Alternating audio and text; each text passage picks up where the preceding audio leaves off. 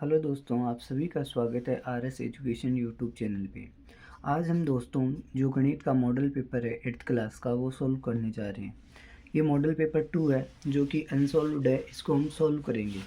तो देखिए, निम्न में से परिमेय संख्या शास्त्रीय नहीं है। तो मैंने बताया था कि कौन कौन से शास्त्रीय होते हैं। देखो, योग के लिए शास्त्रीय होते हैं जैसे a प्लस बी, तो इसे हम ऐसे भी लिख सकते हैं b प्लस ए। ठीक है, इस प्रकार से लिख सकते हैं क्योंकि 2 + 3 क्या होता है 5 और 3 + 2 क्या होता है 5, तो ये शास्त्रीय है।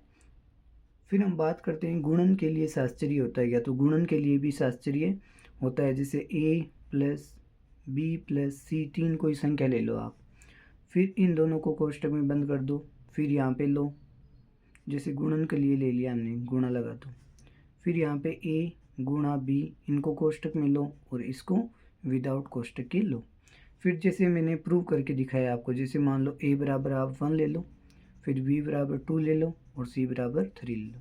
तो देखो 1, फिर गुणा b + c, b गुणा c, तो देखो 2 गुणा 3, फिर यहाँ पे ऐसे होगा, एक a की जगह a रखो, फिर b की जगह 2 रखो, फिर गुणा 3। तो देखो पहले कोष्टक सोल्व किया जाता है, तो देखो 3 दूनी 6, फिर बाहर क्या है गुणा 1, फिर यहाँ पे क्या होगा 2 एकम 2, फिर यहाँ पे क्या होगा 3। तो देखो 6 एकम 6 या 3 दूनी 6, दोनों बराबर आए। इसका मतलब गुणन के लिए भी शास्त्रीय नियम लागू होता है और योग के लिए भी लागू होता है। तो दोनों ए और यानी ए और ब दोनों आपका सही हो जाएगा, भाग के लिए कभी भी लागू नहीं होता है। तो ये फर्स्ट जो एक्सरसाइज है उसमें होते हैं सारे गुणन के लिए। फिर दूसरा क्वेश्चन, पक्षांतर करते समय प्लस का चिन्ह बदल जाता है। तो मैंने बहुत सारी चीज़ें बताई हैं कि बराबर, जैसे बराबर है तो यहाँ पे प्लस है तो बराबर के उधर जाते ही ये माइनस में हो जाता है। यहाँ में भाग है तो बराबर के उधर गुणा में बदल जाती है संख्या। फिर यहाँ पे यदि माइनस है तो बराबर के उधर प्लस में चली जाती है। तो इस प्रकार, तो प्लस का उधर जाने पे क्या होगा माइनस होगा, तो सी आंसर उसका राइट हो जाएगा। चतुर्भुज के आमने सामने के बिंदुओं को मिलाने वाली रेखा को क्या कहते हैं? तो देखो चतुर्भुज कुछ इस प्रकार से हो सकता है, इस प्रकार से हो सकता है, और इनके आमने सामने की भुजाओं को मैंने मिला दिया, तो इनको क्या कहेंगे हम, विकीर्ण कहते हैं। क्या कहते हैं इनको? विकीर्ण। तो ऑप्शन फर्स्ट राइट हो जाएगा। फिर बात आती है निम्नलिखित में से किस संख्या की वर्ग संख्या के अंत 1 आएगा? तो मैंने बहुत सारे जैसे वर्ग संख्या है, मैंने बताया कि लास्ट का जो इकाई अंक होता है उसका वर्ग करके देखो कि 1 आ रहा है क्या। तो देखो 9 का वर्ग करो तो 9 9 81, तो इसका इकाई अंक क्या आ रहा है 1 आ रहा है। क्या आ रहा है 1 आ रहा है, तो ये क्या है इकाई अंक इसका 1 होगा, जबकि 2 का इकाई अंक नहीं होगा। 2 की स्क्वायर करो तो 4, इकाई अंक 4 आ रहा है तो ये नहीं है। 7 की स्क्वायर करो तो 49 आ रहा है, तो इसका इकाई अंक 9 है, तो ये नहीं होगा। 3 का इकाई अंक की स्क्वायर करो तो 3 3 9 आएगा, तो ये नहीं होगा। तो राइट आंसर फर्स्ट होगा। फिर इसी प्रकार देखो, ये बढ़िया क्वेश्चन है, 1 से 1000 तक की संख्याओं में पूर्ण घन संख्याएं होती हैं। तो आपको पता है घन संख्याएं क्या होती है, क्यूब, और मैंने आपको क्यूब याद करा रखे हैं, जो कोचिंग में आते हैं उनको 20 तक नहीं 30 तक क्यूब करा रखे हैं। तो देखो हम निकालते हैं कि भाई, जैसे यहाँ पे जगह नहीं है, यहाँ पे कर लेते हैं। देखो तो देखिए, एक पहले 1 से स्टार्ट करेंगे। देखो मैं यहाँ पे ये क्वेश्चन मैं आपको यहाँ पे दिखा रहा हूँ, जैसे 1 से स्टार्ट करके 10 तक हमें क्यूब देखना है।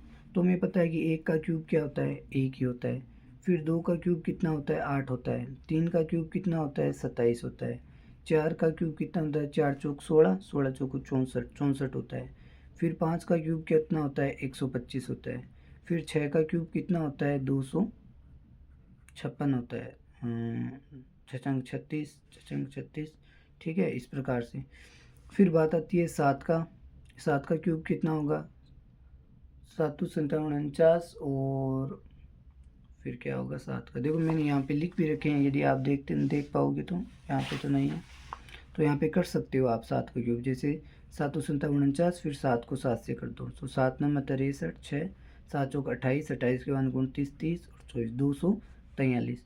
फिर 8 का 512 होता है, फिर 8 के बाद में 9 का 729 होता है, और 9 के बाद में 10 का 1000 होता है। तो इनके मध्य कितनी संख्या का क्यूब आएगा, 1 का आएगा, 2 का 8 आएगा, 3 का 9 3 का 27 आएगा, 4 का 64 आएगा, 125, 256, 243, 512, 729 और 1000। इसका मतलब क्या है, 10 घन क्यूब आए इसके अंदर। कितने आए, 10। तो राइट आंसर ए हो जाएगा। एक टोकरी में 15 सेब और 5 संतरे हैं, तो संतरों की संख्या का सेबों की संख्या से अनुपात। तो देखो यहाँ पे क्या बोल रहा है, पहले ऑरेंज है फिर सेम है, तो पहले हम ऑरेंज का रेशियो करेंगे किससे, एप्पल से। तो यहाँ पे देखो ऑरेंज कितने दिए हुए हैं, 5। कितने दिए हुए हैं, 5। तो अनुपात का चिन्ह लगाना है, मैंने बताया था। और अनुपात ही क्या होता है, भाग होता है। और कितने दिए हुए हैं, 15 सेब दिए हुए हैं, तो इनको काटो। तो 15 एकम 15 और 15, 5 एकम 5 और 5 दिए 15, तो 1:3 होगा। 5 से कटेंगे, 5 एकम 5, 5 3 15, तो 1:3 आंसर होगा। कंफ्यूज मत होना है, क्योंकि इसमें पहले संतरों की संख्या पूछी है, तो पहले संतरों की संख्या लेनी है। फिर इसी प्रकार देखो ये प्रश्न कि 8x² 2xy 3x² 2y² और 2x² व्यंजकों में पदों की संख्या। तो पदों में मैंने बताया आपको चर और अचर होते हैं, तो इसमें सारे चर दिए हुए हैं, लेकिन कौन कौन से चर एक समान और कौन कौन से अलग, उनमें हमें फाइंड आउट करना है कि कितने पद होंगे। तो देखो यहाँ पे 8x² सेम है, 3x² सेम है क्योंकि x² है, यहाँ पे भी 2x² समान है। तो 2, 3 और 8 ये सब क्या है, एक ही पद है। क्या है भाई, एक ही पद है, समान पद है। जबकि y² एक अलग है, क्योंकि x² अलग y² अलग, तो ये दूसरा पद होगा। और तीसरा पद क्या होगा, दोनों x और y मिलके क्या बनाएंगे, तीसरा पद बनाएंगे। तो इसमें पदों की संख्या कितनी है, 3 है। तो आपको समान पद देखनी है, x² है x² है x², तो समान पद है। y² अलग है तो अलग है, और ये x और y दो मिलके एक तीसरा पद बना रहे हैं। अब कुछ मैंने आपको ये फॉर्मूले बताए थे, तब हम कर रहे थे कि जब भी आधार सेम होते हैं, आधार समान होते हैं और घातें होती है, तो घातें किन में हो जाती है, जुड़ जाती है। घातें क्या हो जाती है, माइनस हो जाती है। भाग में घातें क्या हो जाती हैं, माइनस। तो यहाँ पे क्या होगा, 2 की घात 5 माइनस 2, तो 2 की घात क्या होगा, 3। तो इसमें 2 की घात 3 कहाँ पे है, तो यहाँ पे है देखो, 2 की घात 5 माइनस 2, तो ये ऑप्शन राइट हो जाएगा। इस प्रकार से आपको करनी है। और यदि यहाँ पे गुणा में होता है तो घातें जुड़ जाती, 5 + 2 हो जाता। फिर आपको ऐसे सोल्व करना है कि जैसे ये दिया हुआ है, -2/3 गुणा 4/5। तो आपको क्या करना है, ऊपर वाली संख्या को ऊपर से गुणा करना है, नीचे वाली संख्या को नीचे से। तो 4 दूनी 8 और फिर 5 3 15, तो इस प्रकार आंसर होगा। और यहाँ पे माइनस है तो माइनस, तो माइनस का 8/15 आंसर आएगा। फिर इसे आपको हल करना है, देखो 2x - 3 = 7। तो बराबर के उधर जाते ही माइनस किस में चेंज हो जाएगा, प्लस में। तो 2x और ये बराबर के उधर जाते ही 3 प्लस का हो जाएगा। तो फिर आगे क्या होगा, 2x और 7 और 3 10, फिर x। देखो यहाँ पे गुणा में है तो बराबर के उधर जाते ही भाग में, तो 2 पंजे 10, तो x का मान क्या आएगा, x का मान आ जाएगा आपका 2 पंजे 10 यानी 5 आ जाएगा। इस प्रकार से आपको सोल्व करना है। फिर आगे देखिए भाई, फिर देखो घन संख्या किसे कहते हैं। तो घन संख्या में आप चीज़ पढ़िए, घन का मतलब क्या होता है, किसी एक ही अंक को 3 बार लिखना। जैसे मैंने कहा कि 2 का घन मुझे पता करो कि घन क्या होता है 2 का। तो देखो 2 गुणा 2 गुणा 2, तो कितना हो गया, 2 दूनी 4 और फिर 4 दूनी 8, तो ये हो गया घन। घन का मतलब होता है किसी अंक को 3 बार लिखना। किसी अंक को 3 बार लिखना ही क्या होता है, घन। तो घन संख्या किसे कहते हैं, परिभाषा होगी कि जब किसी अंक को 3 बार गुणा किया जाता है तो उसे या उस संख्या का वह घन कहलाता है। जब किसी संख्या को 3 बार गुणा किया जाता है उसी अंक से, तो उस अंक के गुणनफल को क्या कहते हैं, घन संख्या कहते हैं। फिर देखिए, एक साइकिल का अंकित मूल्य 500 रुपये, साइकिल के अंकित मूल्य पर 20% की छूट मिलती है, तो साइकिल का क्रय मूल्य ज्ञात कीजिए। तो देखो पहले ये क्वेश्चन करने का तरीका है कि छूट ज्ञात करो, कि आपको बट्टा कितना दिया है, छूट कितनी दी है। तो छूट ज्ञात करने का तरीका देखो, चीज़ कितने की है, छूट कैसे, डिस्काउंट कैसे ज्ञात करते हैं। तो छूट देखो कितने की है, 500 की चीज़ पे कितने परसेंट दिया है उसने, 20%। और आपको पता है कि परसेंट का चिन्ह हटाते हैं तो बट्टे में क्या आता है, 100। क्या आता है 100। तो 2 जीरो से 2 जीरो कटेंगे तो क्या आएगा 5 गुणा 20, और 5 गुणा 20 आपको पता है 100 होता है। क्या होता है 100। इसका मतलब क्या हुआ कि उस वस्तु पे आपको 100 रुपये की छूट मिली है। किसकी? 100 रुपये की छूट मिली है। तो साइकिल का क्रय मूल्य पूछा है, तो आपको पता है कि भाई अंकित मूल्य। अब देखो क्रय मूल्य कैसे निकाला जाता है। क्रय मूल्य बराबर होता है, देखो वस्तु कितने की है, अंकित मूल्य कितना है, तो अंकित मूल्य माइनस आप क्या घटाओ, देखिए छूट घटाने पे आपको क्या आ जाएगा, क्रय मूल्य आपके पास आ जाएगा। तो अंकित मूल्य आपके पास 500 है और उसने छूट कितने की थी, 20% यानी 100 रुपये की। तो वो वस्तु कितने की थी, 400 रुपये की वो वस्तु थी। तो इस प्रकार आप याद कर सकते हैं। फिर देखो ये वापस प्रॉपर्टी वाले क्वेश्चन आ गए। अब देखो इस प्रकार से क्वेश्चन आता है सत्य असत्य में आपके। तो देखो 12 की घात 0 का मान 1 होता है, तो ये सत्य बात है। मैंने आपको क्वेश्चन करवाए थे कि a की पावर 0 इस प्रकार की कोई प्रॉपर्टी आती है तो उसका मान क्या होता है, 1 होता है, और a यहाँ पे क्या है, अचर।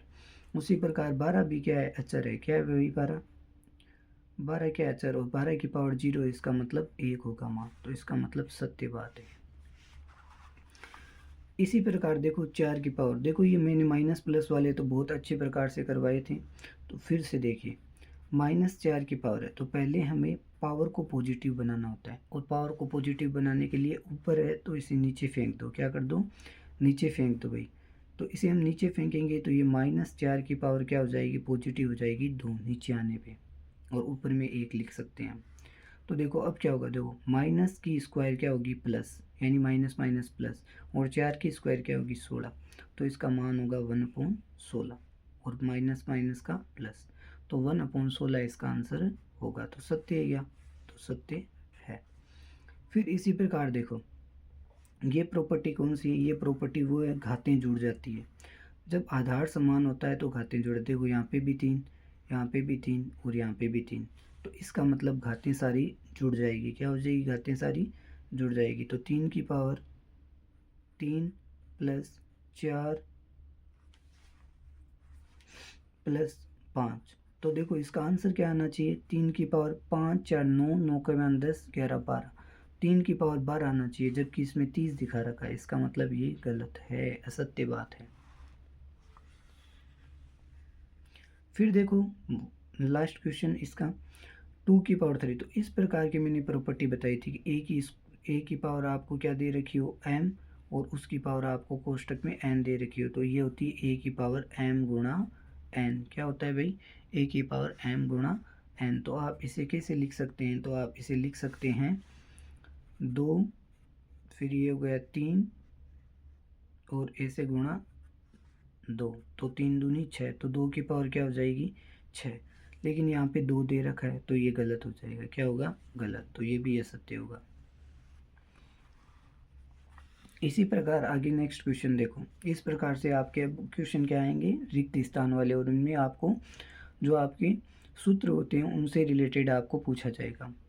तो देखिए भाई, कमरे की चारों दीवारों का क्षेत्रफल, तो हमें पता है कमरा इस प्रकार से होता है। तो कमरे में क्या होती है, ऊंचाई भी होती है। क्या होती है, ऊंचाई भी होती है, लंबाई भी होती है, और चौड़ाई भी होती है। तो देखो यहाँ पे क्या होगा, 2 गुणा ऊंचाई होगा। क्या होगा भाई, यहाँ पे h होगा, न कि h²। तो यहाँ पे h बढ़ना है आपको, 2 गुणा h लंबाई प्लस चौड़ाई। तो ये होगा, यहाँ पे h करना आपको। फिर देखिए एक घन के सभी फलक होते हैं। तो एक घन के फलक, तो घन देखो चारों ओर से क्या होता है, समान होता है। इस प्रकार से घन होता है, और घन की चारों प्रकार से जो भुजाएं होती हैं वो क्या होती है, समान। ये भी ए, ये भी ए, ये भी ए, इस प्रकार से 2, ये भी 2, ये भी 2। तो सर्वांग सम होती है भुजाएं। क्या होती है, घन की सर्वांग सम होती है। यहाँ पे कर लेना आप, सर्वांग सम होती है। फिर बात करते हैं, कमरे के आधार का क्षेत्रफल 12 मीटर स्क्वायर है तथा ऊंचाई 3 मीटर, तो आयतन होगा। तो अब देखो इसका मैं नीचे करके बता रहा हूँ। तीसरा आयतन में आयतन हमें पता है कि आयतन क्या होता है, v बराबर आयतन, आयतन वॉल्यूम। आयतन में पता है कि l लंबाई से गुणा कर दो, फिर चौड़ाई से गुणा कर दो, और फिर ऊंचाई से गुणा कर दो, तो ये आयतन बन जाता है तीनों भुजाओं को गुणा करने पे।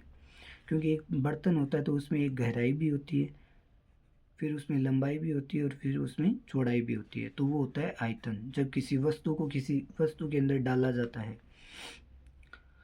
तो देखो इसमें क्या है, इसमें कमरे का आधार का क्षेत्रफल देखो L गुणा बी दिया हुआ है, कितना दिया हुआ है 12 दिया हुआ है, ये देखो क्षेत्रफल 12 दिया हुआ है। फिर ऊंचाई 3 दी हुई है, तो ये देखो ऊंचाई 3 दी हुई है, तो 12 3 कितना होगा 36 होगा। तो देखो 36 दिया हुआ है, ये दिया हुआ है इसमें। और आयतन को हम देखो क्यूब से दर्शाते हैं, मीटर क्यूब, ये भी मीटर में होगा, ये भी मीटर में है और ये भी मीटर में। देखो यहाँ पे मीटर स्क्वायर और मीटर, तो यहाँ पे क्या हो जाएगा मीटर क्यूब। तो इस प्रकार से आपका 36 मीटर क्यूब आंसर होगा। आगे देखो चौथा क्वेश्चन, एक वर्गाकार पारक का परिमाप। अब देखो वर्गाकार पारक, इस प्रकार से कोई पारक है, हमें पता है वर्ग की चारों भुजाएं क्या होती है समान होती है। और मैंने परिमाप आपको पढ़ाया इतना बढ़िया तरीके से कि परिमाप क्या होता है, चारों मेर की भुजाओं का योग होता है परिमाप, यानी बाउंड्री का योग। और बाउंड्री में भुजाओं का योग क्या होगा ए प्लस ए प्लस ए प्लस ए, तो 4 गुना क्या हो जाएगा ए, और ए को ही हम भुजा कहते हैं, तो 4 गुना क्या हो जाएगा वर्ग का परिमाप भुजा, यानी 4 गुना भुजा। तो यहाँ पे देखो क्या आंसर है 4 गुना भुजा, तो ये आंसर होगा आपका, क्या होगा ये आंसर होगा। फिर नेक्स्ट क्वेश्चन देखो भाई, अब इनमें आपको मिलान करना है। देखो मिलान करने के लिए पहले हम सोल्व करते हैं 7 गुणा 4, मैं यहाँ पे सोल्व कर रहा हूँ भाई ए, 7 गुणा 4 गुणा 7 पे। तो देखो अचर को अचर से 7 चौक ये हो गया 28 और पी का पीठ, इसका मतलब ये होगा 28 पी। तो पहले का 28 पी कहाँ से, यहाँ से रिलेट कर रहा है, तो ये होगा आंसर। फिर देखिए दूसरा माइनस का 4p गुणा 7p, तो बी देखो कैसे करना है, माइनस का 4p गुणा 7p। तो देखो अचर को अचर से गुणा करना है, तो 4 गुणा 7 और चर को चर से p गुणा p। तो इसमें क्या होगा, ये होगा 7 चौक 28 और माइनस का माइनस और p गुणा p, p स्क्वायर। तो देखो माइनस का 28p स्क्वायर कहाँ पे, तो ये है, तो ये होगा। फिर इसी प्रकार क्या होगा तीसरा करना है, तो तीसरा देखो कैसे करेंगे, चौथा आपको करना है फिर माइनस का 4p गुणा 7pq। तो ये देखो कैसे होगा, तो देखो चर को चर से और अचर को अचर से, तो 7 गुणा 4 ये अचर हो गया। फिर p गुणा q, तो देखो 7 चौक 28, क्या होगा 28। फिर p गुणा p स्क्वायर और q का q, तो माइनस का 28p स्क्वायर q, तो ये होगा इसका। तो लास्ट हमें बचा, तो देखो लास्ट क्या होगा फर्स्ट हो जाएगा। इस प्रकार से आपको ये करनी है, ठीक है। फिर देखो नेक्स्ट क्वेश्चन आलेख वाला क्वेश्चन है, इससे आपको देख के आलेख से देख के आपको क्वेश्चन के आंसर करने, और ये बहुत बढ़िया प्रश्नावली है, इससे आप बहुत सारे नंबरों को गेन कर सकते हैं, खींच सकते हैं बहुत सारे नंबर बढ़िया तरीके से। तो देखिए भाई, निम्नलिखित आलेख किसी अस्पताल में एक रोगी का प्रति घंटे लिया गया तापमान दर्शाता है। तो देखो एक्स एक्सिस पे क्या है हमारा, ये होती है एक्स एक्सिस और ये होता है वाई एक्सिस। तो यहाँ पे हम तापमान, भुजाएं सेंटीमीटर में होती है, वो लंबाई ये दर्शाते हैं, जबकि यहाँ पे परिमाप, क्षेत्रफल, ये सारी चीज़ें यहाँ पे दर्शाई जाती है, तापमान वगैरह। तो देखो पहले हमें देखना है, ये टाइम हो गया और ये तापमान, जैसे 9 है तो 9 बजे रोगी का तापमान 34 डिग्री, फिर 10 है तो 10 बजे इतना, इस प्रकार से। तो पहले क्वेश्चन पढ़ते हैं। तो रोगी का तापमान 1 बजे दोपहर क्या था, तो पहले 1 बजे पे आओ, समय कहाँ पे 1 बजे ये रहा। 1 बजे दोपहर क्या था, तो 1 बजे के ऊपर जस्ट जाओ, ये रहा यहाँ पे मिल रहा है। तो कितना था भाई 36.5 डिग्री, ये 36, ये 36.5। तो यहाँ पे रोगी का तापमान क्या था 36.5 डिग्री था, कितना था 36.5 डिग्री सेल्सियस इसका तापमान था। फिर दूसरा क्वेश्चन, रोगी का तापमान 38.5 डिग्री सेल्सियस कब था, तो देखो डिग्री कहाँ पे, यहाँ पे, तो यहाँ पे आओ 38.5, तो ये 38 और ये 38.5 यहाँ पे, तो यहाँ से मिलाओ, तो ये रहा, ये मिल रहा है। तो ये नीचे आओ 12 बजे, तो रोगी का 38.5 तापमान कहाँ पे था, 12 बजे रोगी का तापमान 38.5 था, तो 12 बजे लिखना आपको। फिर इस पूरे अंतराल में रोगी का तापमान 2 बार एक समान ही था, ये 2 समय क्या क्या थे, तो देखो पूरे तापमान में क्या है एक समय ऐसा आया था तब रोगी का तापमान समान था। तो देखो ये यहाँ पे मिल रहा है, ये यहाँ पे और यहाँ पे समान है। तो देखो 1 बजे समान था और फिर 2 बजे भी समान था। तो रोगी का तापमान कहाँ समान था? 1 बजे और फिर 2 बजे। तो 1 और 2 बजे रोगी का तापमान समान था। फिर बात करते हैं चौथे क्वेश्चन की। 1:30 यानी 1:30 बजे दोपहर रोगी का तापमान क्या था? तो 1:30 पे हो, ये रहा 1 और ये रहा 1:30। तो रोगी का तापमान देखो, तो रोगी का तापमान क्या था? 36.5 डिग्री था, क्योंकि यहाँ पे समान था तो यहाँ पे भी समान होगा। तो क्या होगा? यहाँ पे भी समान होगा, तो 36.5 डिग्री होगा। क्या होगा भाई? 36.5 डिग्री समान होगा तापमान। इस निष्कर्ष आप कैसे पहुंचेंगे? तो हम यहाँ से पहुंच गए भाई। 1:30 1:30 यहाँ पे था, एक्स एक्सिस पे समय हमें पता है और वाई एक्सिस समय डिग्री बता रहा है, तो 36.5 डिग्री। तो इस प्रकार से, तो वापस रिपीट कर रहा हूँ। देखो रोगी का तापमान 1 बजे कितना था, तो मैं यहाँ पे लिख रहा हूँ। तो रोगी का तापमान 36.5 डिग्री था। सीधे देखो यहाँ पे रोगी का तापमान क्या था 1 बजे? 1 ये रहा और ये रहा 36.5 डिग्री। फिर दूसरे का आंसर, रोगी का तापमान 38.5 डिग्री कब था? तो वो 12 बजे था। कब था भाई? 12 बजे, ये लिख लेना। फिर तीसरा आंसर क्या होगा? रोगी का तापमान 2 बार एक समान ही था, तो वो था 1 बजे और 2 बजे। 1 और 2 बजे रोगी का तापमान समान था। इसी प्रकार चौथे का आंसर क्या है? 36 डिग्री था, 36.5 डिग्री, क्योंकि 1:30 बजे कहाँ पे था? यहाँ पे, तो 36.5 डिग्री। तो इस प्रकार से ये तापमान मैंने बताया। फिर देखो आपके आते हैं लघुरात्मक क्वेश्चन। 17 से खंड ब आ गया, इसमें अब बड़े क्वेश्चन आए। तो इस प्रकार मैंने बताया कि एक विद्यालय में यदि कोई पंक्ति में विद्यार्थी बैठे हैं या कोई पौधे लगा रहे हैं विद्यार्थी पंक्तियों में, तो उनका हम 2 विधि से करते हैं, एक तो भाग विधि और एक अभाज्य गुणनखंड विधि। एक भाग विधि से करते हैं इनको सोल्व, और एक अभाज्य गुणनखंड विधि। तो भाग विधि से पहले करते हैं। एक विद्यालय में 2401 विद्यार्थी हैं, यानी 2401 विद्यार्थी हैं।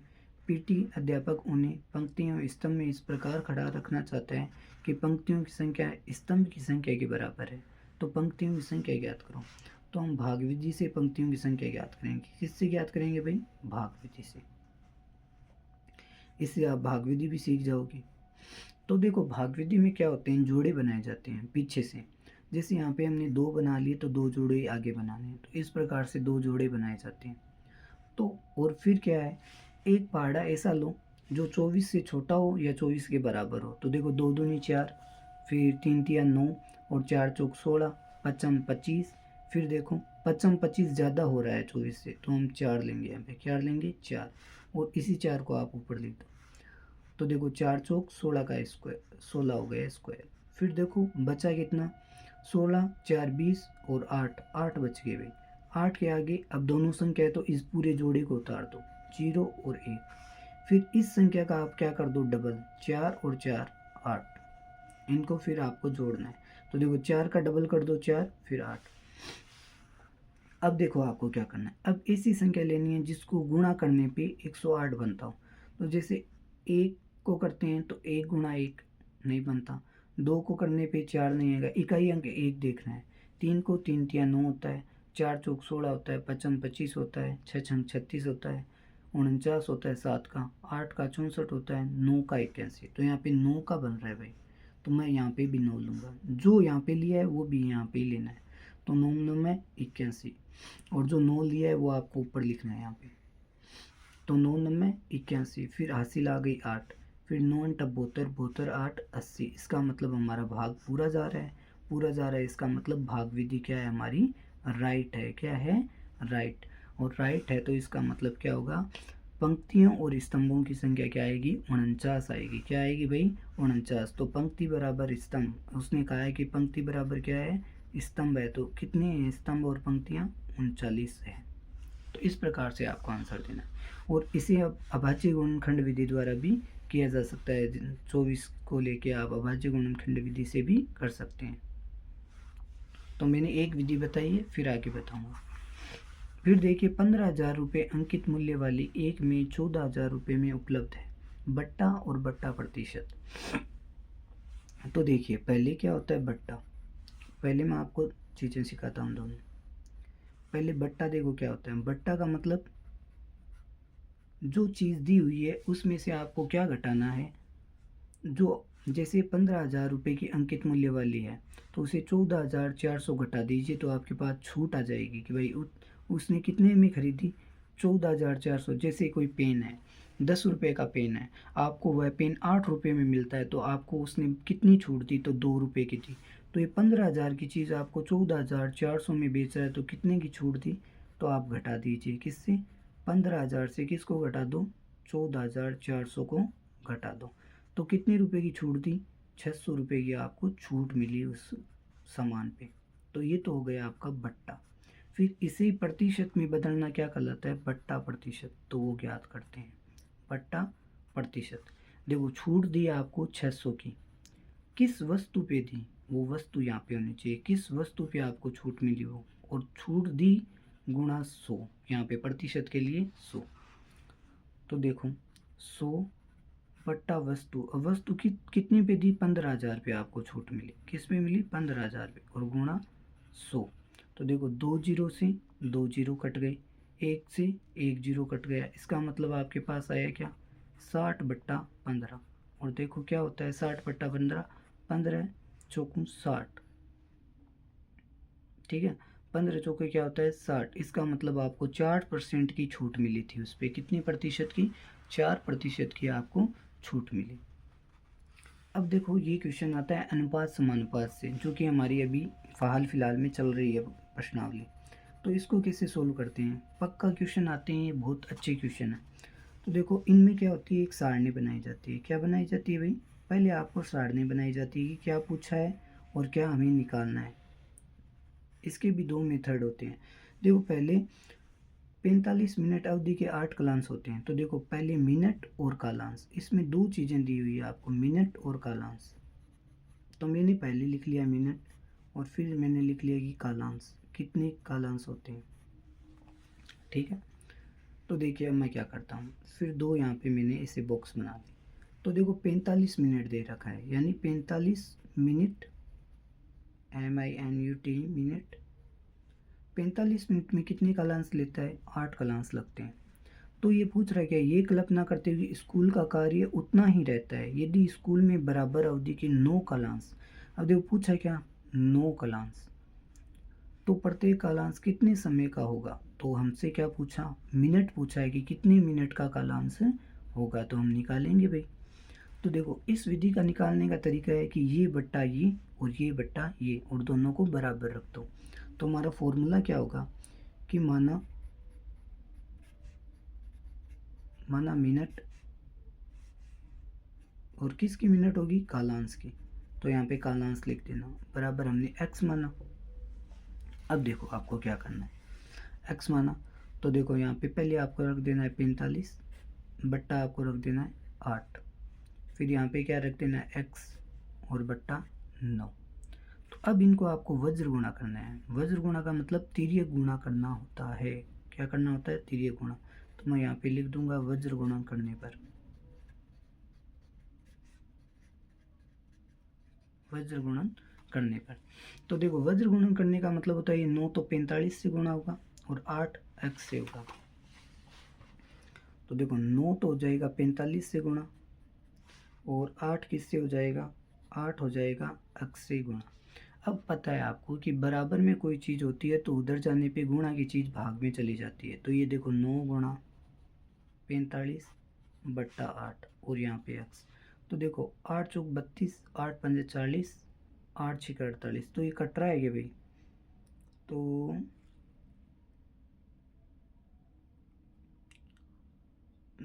ये कटना चाहिए ना। तो देखिए भैया ये 34 मैंने सही लिखा है क्या, 45 मिनट 9 कालांश, ठीक है। आप गुणा कर लीजिए, देखो इनको गुणा करने पे क्या होगा, ये होगा 9 पंजे 45, 5 फिर ये 4, फिर 9 चौक 36, 36 और 4 40। अब इनको आप भाग दीजिए, तो 8 चौक कितना होता है, 8 चौक होता है 32, फिर बचा कितना, भाग दे लो भैया से, किसी को आता नहीं है ना। 8 चौक 32, तो 40 में से 32 जाएंगे, 8 बचेंगे, फिर 5, 8 चौक 32, 8 पंजे 40, सॉरी 8 पंजे 40 जा रहा है ना इसमें, कुछ गड़बड़ हो रखी है यहाँ पे। ओ यहाँ पे गड़बड़ कर दी भाई, ये गड़बड़ कर दी। देखो भाई यहाँ पे क्या था, यहाँ पे 9 गुणा 45 करना है, ठीक है ना। फिर बट्टे में क्या करना है, 8 करना है, x बट्टा 9,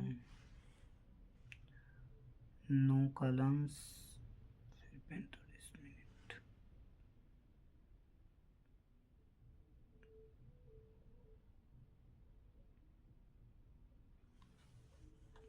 8, 3 9 5 45, तो ठीक है 45 गुणा 9 बट्टा 8, फिर हो गया x। एक बार रुको भाई, ये चेक करते हैं कि सही है या नहीं।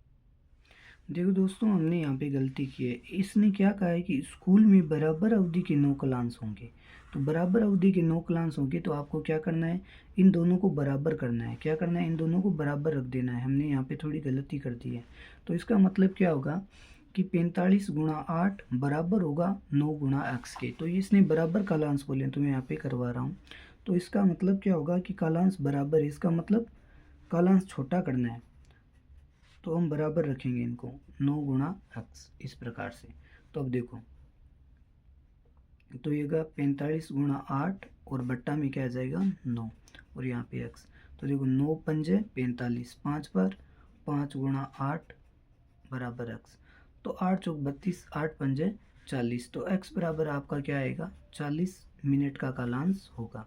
इसका मतलब आपके 9 कालांश क्या हो जाएंगे, 40-40 मिनट के हो जाएंगे। इसका मतलब ये भी हुआ कि देखो सीधी सी बात, अगर हम दिमाग से लगाएं कि देखो पहले 45 मिनट का था, उसमें से 5 मिनट की कटौती हो गई, तो देखो हर 5 मिनट जुड़ के कितने होंगे, 8 बार हो जाएंगे। तो 8 चौक 32, 8 पंजे 40, तो 40 मिनट का एक कालांश हो रहा जाएगा। इसका मतलब 40-40 मिनट के 9 कालांश अब टीचर लेगा। तो इस प्रकार से भी आप कर सकते हैं। फिर नेक्स्ट क्वेश्चन देखिए कि x बराबर 1/2, y बराबर 2/3 और z बराबर 1/3, और ये 1/8 XYZ दिया है। तो पहले आप आंसर ऐसे लिखेंगे, फिर आपको देखो क्या करना है, फिर आपको 1/8 XYZ इस प्रकार से लिख लेना है। फिर आपको पता है कि आपको दिया हुआ है मान, क्या दिया हुआ है, मान दिया, तो 1/8, फिर मान देखो x का क्या दिया हुआ है, 1/2 यहाँ पे लिख लो। फिर y का मान क्या दिया हुआ है, 2/3 दिया हुआ है। फिर z का मान 1/3 दिया हुआ है। जब भी ऊपर नीचे ऐसी संख्याएं होती है तो वो कट जाती है, तो 2 से 2 कट जाती है, और नीचे की नीचे से गुणा, ऊपर वाली ऊपर से। तो देखो 1 गुणा 1 गुणा 1, तो क्या होगा, इसका आंसर क्या होगा, 1 होगा, ठीक है। फिर 8 तिये 24, कितना होगा 24, ऐसे कर लो, 3 तिया 9, 9 8 है 72, तो इसका आंसर होगा 1/72 आंसर इसका आएगा। इस प्रकार से आपको करना है। फिर देखो ये भी बढ़िया क्वेश्चन है कुंड वाला। एक कुंड के अंदर 60 लीटर प्रति मिनट की दर से पानी गिर रहा है, यानी 1 मिनट के अंदर 60 लीटर पानी गिर रहा है कुंड के अंदर। ये देखो पानी गिर रहा है। यदि कुंड का आयतन 108 मीटर क्यूब है तो ज्ञात कीजिए कि इस कुंड को भरने में कितना घंटा लगेगा या कितना समय लगेगा। तो देखिए करते हैं। देखो कुंड है तो कुंड का आयतन क्या होगा, पहले लिख लो, कुंड का आयतन आपको दिया हुआ है। कुंड का आयतन आपको मीटर में दिया हुआ है, तो मीटर को आप लीटर में बदलना है, और लीटर में बदलने के लिए आपको क्या करना होगा, 1000 से गुणा कर देना है। किससे, 1000 से। तो लीटर में हम बदलेंगे कुंड का आयतन लीटर में, तो लीटर में बदलने पे हम क्या करेंगे, 108 गुणा 1000 कर देंगे। क्या कर देंगे, 1000 कर देंगे। तो ये इतना आपके पास में कुंड का लीटर में आयतन आ जाएगा। फिर ये कह रहा है इस कुंड को भरने में कितने घंटे लगेंगे, तो घंटे लगेंगे, घंटे लगेंगे। तो देखो 1 मिनट में भर रहा है, तो 1 मिनट में क्या होती है, 60 सेकंड होती है, लेकिन हमें घंटे में बदलना है तो 60 गुणा 60 से हम गुणा कर देंगे। तो देखिए 1 0 से 1 0, 1 0 से 1 0, फिर हमारे पास क्या आया 108 गुणा 10, और ये क्या आ गया 6 गुणा 6। अब 6 से आप काट दीजिए 108 को, तो देखो 6 एकम 6, 6 के बाद में बचा कितना 4 बचे, 4 के बाद में क्या है आपके पास 8, तो 48, तो 6 36 6 42 6 48, तो ये हो गया आपके पास में 18 गुणा 10/6। फिर 6 से एक बार और काटो, 6 तिये 18, 6 दूनी 12, 6 तिये 18, तो 30 घंटे के अंदर आपकी कुंड पूरी भर जाएगी। इस प्रकार से आप कर सकते हो। आई रिपीट अगेन, देखो पहले कुंड का आयतन 108 मीटर क्यूब था, लीटर में बदलने के लिए 1000 से गुणा किया तो 108 गुणा 1000 हो गया, लीटर में आ गया। फिर 1 घंटे यानी घंटे में बदलना है, तो मिनट में भर रही थी कुंड, तो 60 सेकंड होते हैं 1 मिनट में, लेकिन घंटे में बदलने के लिए 60 गुणा 60 कर देंगे, तो क्या आ जाएगी 1 0 से 1 0, 1 0 से 1 0 कट गया। फिर क्या होगा 108 गुणा 10 यानी 1 0 बचा। फिर 6 से 108 को काटेंगे 18 बार, फिर 18 के बट्टे में 6 और होगा, तो 6 तिये 18 और 30 घंटे आ जाएंगे। इस प्रकार से आपको करना है।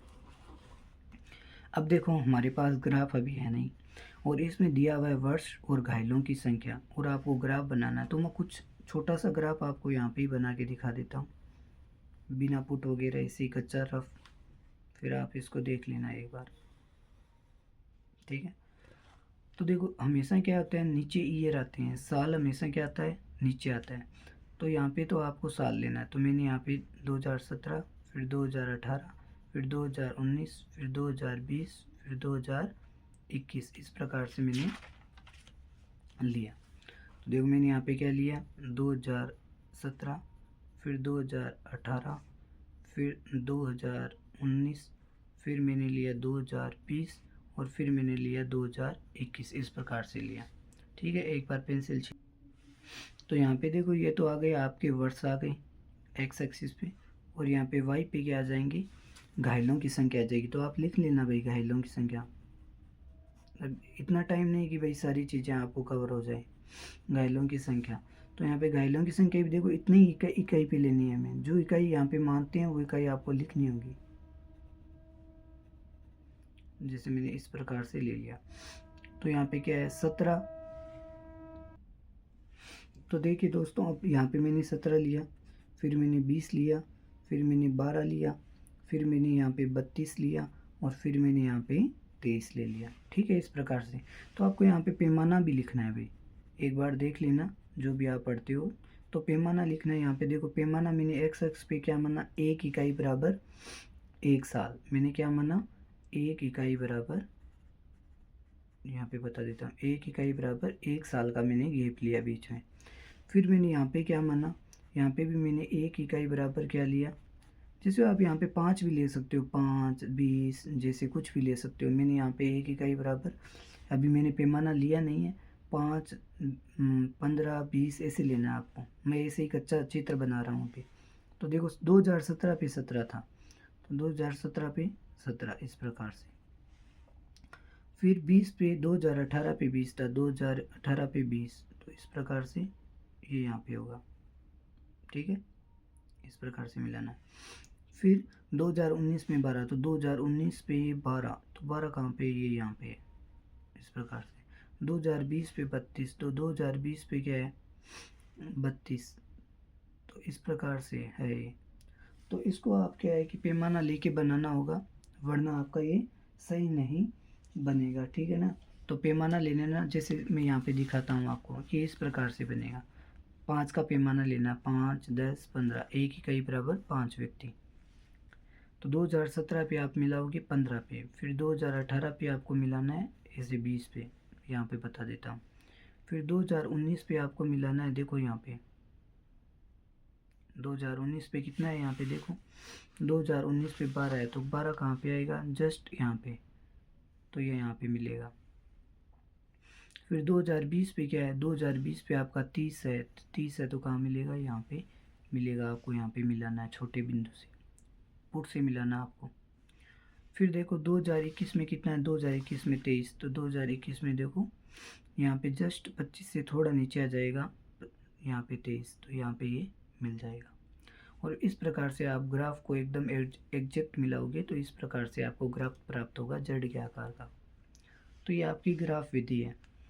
अब हम बात करते हैं पाई चार्ट, जो कि मोस्ट इम्पोर्टेंट है आपके, ये भी पूछा जाता है पाई चार्ट। तो मैं पाई चार्ट में आपको देखो एक पाई चार्ट तो यहाँ पे बना के दिखा रहा हूँ।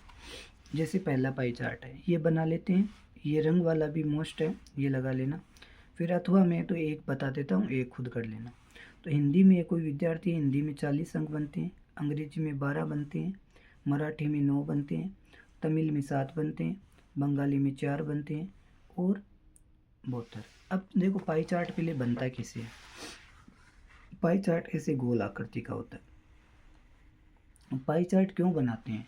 पाई चार्ट इसलिए बनाते हैं ताकि बहुत सारे आंकड़े व्यक्ति जल्दी से पढ़ नहीं पाता है, इसलिए हम एक चार्ट के माध्यम से उसे दिखाते हैं, चित्र के माध्यम से, तो वो समझ जाता है हिंदी में इतने बने, इंग्लिश में इतने बने, इसमें इतने बने। तो देखो पाई चार्ट बनाने का तरीका, हम पाई चार्ट को 4 भागों में बांटते हैं। कितने भागों में? 4। जैसे हमारा अर्थ है 4 भागों में बंटा हुआ ना, वैसे इस प्रकार से, ऐसे 4 चेम्बर में।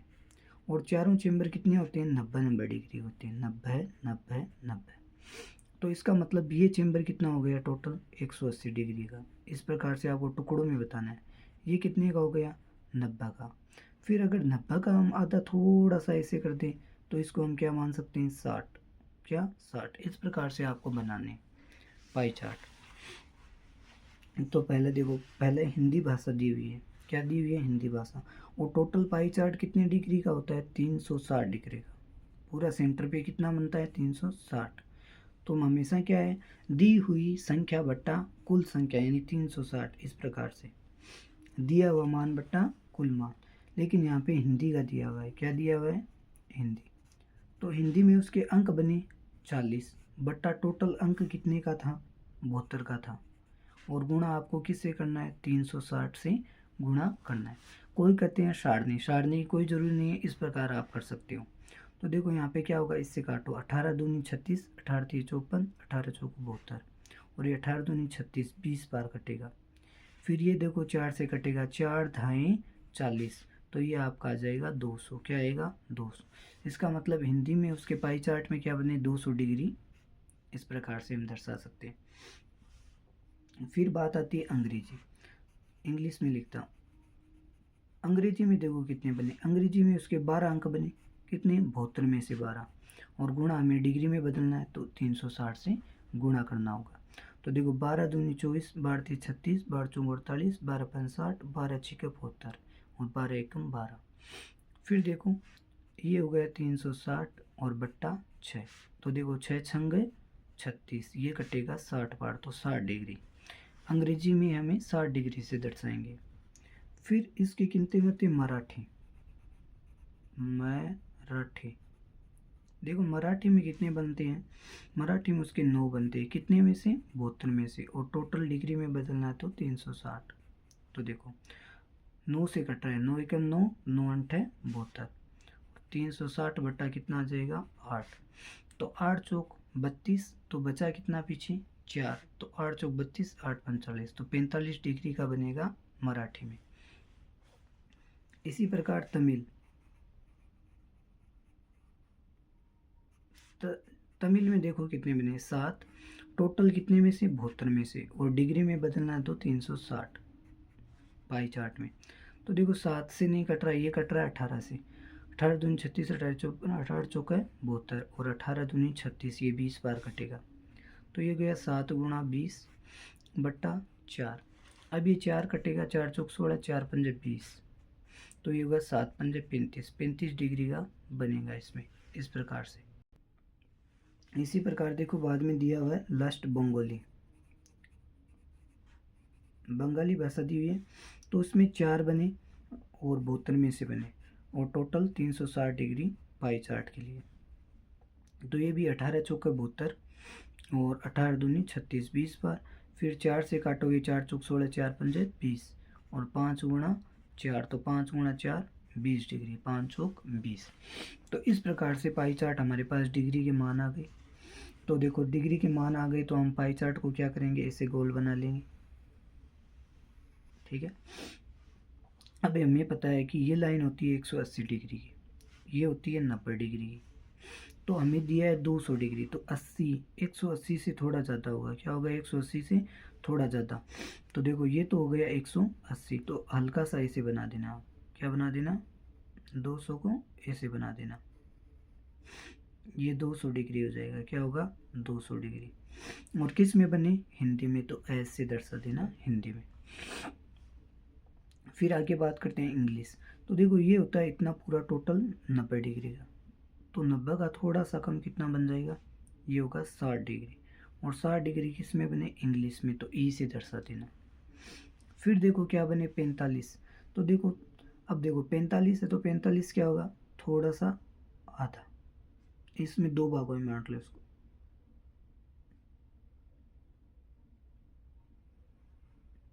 ये होगा 45, क्या होगा ये 45 डिग्री होगा। 45 किस में बने, मराठी में, तो एम से दर्शा देना, मराठी एम आर दर्शा देना। फिर देखो 35 बने, तो 35 देखो हल्का सा इस प्रकार से, तो ये 35 डिग्री किस में बने, 35 डिग्री बने भाई उसकी तमिल में, तो टी से तमिल दर्शा देना। अब बचा कितना 20, तो 20 को इससे दर्शा देना, ये 20 डिग्री क्या बना, बंगाली में 20 डिग्री। तो इस प्रकार से आपका ग्राफ बन जाएगा, सॉरी पाई चार्ट बन जाएगा। यहाँ पे पाई चार्ट लिख देना, पाई चार्ट इस प्रकार से। तो इस प्रकार से आपको बनाते समय ध्यान रखना है, पाई चार्ट बारीकी से बनाना है। अब देखिए ये क्वेश्चन, एक समचतुर्भुज है। अब समझिए कि समचतुर्भुज होता है ना, तो उसकी क्या होती है, ये भुजाएं और ये भुजाएं क्या होती है, बराबर होती है। यानी ये यहाँ से दूरी और यहाँ से ये दूरी क्या होती है, बराबर। ये 12 है तो ये भी 12 होगी, और ये 5 है तो ये भी 5 है होगी। तो इतनी दूरी और ये इतनी दूरी क्या होती है, बराबर होती है। तो इसमें हम कहेंगे भाई समांतर चतुर्भुज के जो आमने सामने की भुजाएं होती है वो समद्विभाजित करने पर क्या होती है, बराबर होती है। देखो यहाँ पे समद्विभाजित हो रही है ना, एक दूसरे को भुजाएं काट रही है, तो समद्विभाजित होने पर क्या होती है, समांतर चतुर्भुज की भुजाएं समद्विभाजित करने करती है तो समान दूरी पर काटती है, समान दूरी पर क्या है, काटती है। इसका मतलब क्या होगा, ये ओ सी है, ये क्या है, ओ सी है, तो किसके बराबर होगी, इस भुजाई के बराबर, यानी ओ आर के बराबर होगा। तो इसमें क्या है, ओ सी 12 है तो वाई, और ओ आर वाई है, तो इसका मतलब वाई बराबर 12, तो ये भी भुजा क्या होगी, 12 होगी। समझ रहे हैं आप। फिर देखो यहाँ पे क्या है, ओ, ये दिखाई नहीं दे रहा क्या है यहाँ पे, ओ आई, तो यहाँ पे दूसरी भुजा क्या होगी, ओ आई। ये ओ आई भुजा किसके बराबर होगी, ई ओ के बराबर होगी, किसकी, ई ओ के। और ओ आई कितनी है, 5, तो ये क्या होगी, एक्स बराबर 5, तो ये भुजा क्या हो जाएगी, 5 हो जाएगी। तो इस प्रकार से ये आपको करना है। अब ये क्वेश्चन आपके लिए, आप करना, मैं ये बता रहा हूँ आपको। अब इस प्रकार से देखो ये क्वेश्चन आप पढ़ो कि निम्नलिखित व्यंजकों के गुणनफल ज्ञात कीजिए। क्या ज्ञात कीजिए भाई, गुणनफल ज्ञात करने आप। तो देखिए मैंने ये बहुत सारी चीज़ें ये भी बता रखी कि ये कैसे होगा, तो पहले मैं ये प्रश्न करवा रहा हूँ आपको, बाकी सेम है करना आप। 20L² और 30ALM। तो देखो आपको क्या करना है, इनके टुकड़े करने हैं। 20 को मैं ऐसे लिख सकता हूँ 2 गुणा 10, फिर L² और M, और 30 को मैं 3 गुणा 10 लिख सकता हूँ, और L और M। तो देखो यहाँ पे L² है तो L कॉमन यहाँ से आएगा और M भी आ जाएगा, यहाँ से L आ रहा है, M आ रहा है, और 10 आ रहा है, यहाँ से भी 10 आ रहा है, तो 10 को बाढ़ लो, फिर L को बाढ़ लो, फिर M को लो, तो अंदर क्या बचा, 2 बचा, एक L बाहर ले गए, L बचा, M भी बाहर गया, फिर यहाँ से 3 बचा, यहाँ पे L M बाहर ले लिया तो क्या बचा, 3 का 3, तो ये इसका आंसर होगा। फिर इसी प्रकार देखो दूसरा करते हैं।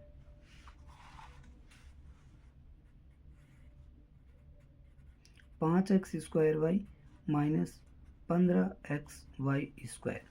तो ये करने के लिए आपको टुकड़े करने होंगे। जैसे मैंने 5 का किया, फिर x गुणा x किया, फिर मैंने y का टुकड़ा किया, इसी प्रकार 15 को मैं इसे लिख सकता हूँ 5 गुणा 3, फिर x का x, फिर y गुणा y। समझ में आ रहा है? तो यहाँ से कॉमन क्या आएगा, एक 5 आएगा, एक 5 आएगा, फिर एक x आ रहा है, फिर एक x आ रहा है, फिर y आ रहा है और y आ रहा है। तो इन सब को बाहर ले लो आप।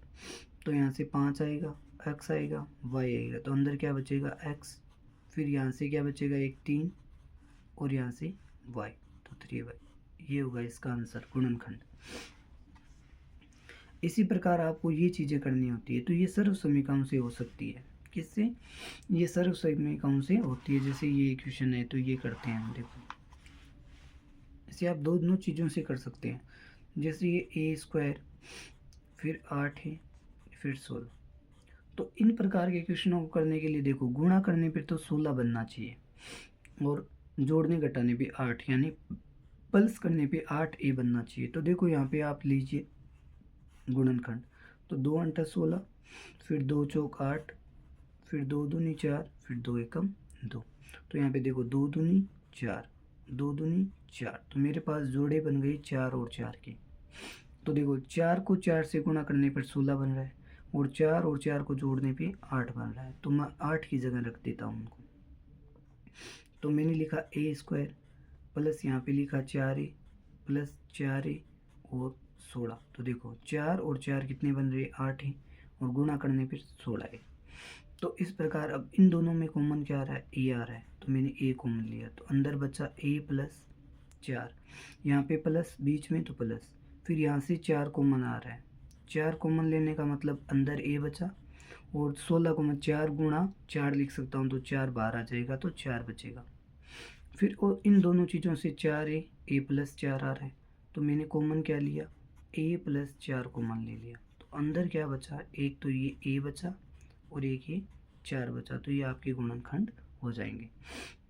तो इस प्रकार से आपको गुणनखंड करने हैं। देखो दोस्तों, मैंने सारे करवाए। इसी प्रकार आपका होमवर्क है कि ये आपको करना है। मैं इसके पेयर बता देता हूँ। माइनस का जोड़ने घटाने पे 10 बनना चाहिए और गुणा करने पे 25। तो देखो 5 और 5 पेयर हो जाएंगे। देखो माइनस का 5 और माइनस का 5 करने पे माइनस का 10 बनता है, और 5 को 5 से गुणा करने पे 25, और माइनस माइनस प्लस। तो इस प्रकार आई होप आपको अच्छा लगा है मॉडल पेपर। यदि अच्छा लगा है तो आगे भी मॉडल पेपर करते रहेंगे। धन्यवाद।